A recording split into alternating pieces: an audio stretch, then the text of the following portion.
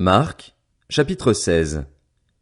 Lorsque le sabbat fut passé, Marie de Magdala, Marie la mère de Jacques et Salomé achetèrent des aromates afin d'aller embaumer Jésus. Le dimanche, elles se rendirent au tombeau de grand matin, au lever du soleil. Elles se disaient entre elles, « Qui nous roulera la pierre qui ferme l'entrée du tombeau ?» Mais quand elles levèrent les yeux, elles s'aperçurent que la pierre, qui était très grande, avait été roulée. Elles pénétrèrent dans le tombeau, virent un jeune homme assis à droite, habillé d'une robe blanche, et elles furent épouvantées. Il leur dit, « N'ayez pas peur. Vous cherchez Jésus de Nazareth, celui qui a été crucifié.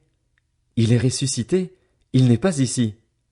Voici l'endroit où on l'avait déposé. Mais allez dire à ses disciples et à Pierre qu'il vous précède en Galilée.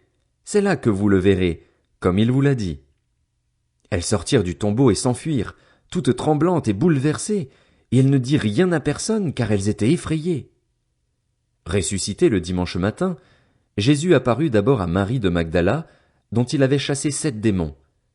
Elle partit l'annoncer à ceux qui avaient été avec lui et qui étaient tristes et pleuraient, mais quand ils entendirent qu'il était vivant et qu'elle l'avait vu, ils ne la crurent pas.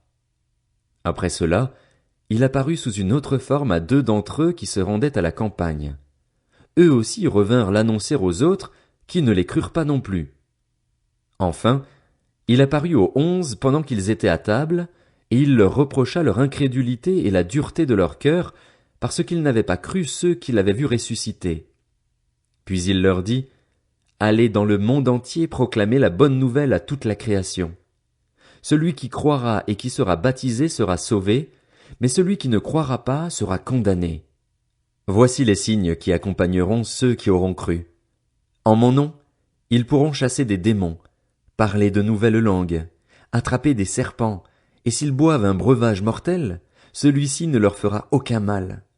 Ils poseront les mains sur les malades et ceux-ci seront guéris. » Après leur avoir parlé, le Seigneur fut enlevé au ciel, et il s'assit à la droite de Dieu. Quant à eux, ils s'en allèrent prêcher partout. Le Seigneur travaillait avec eux et confirmait la parole par les signes qui l'accompagnaient.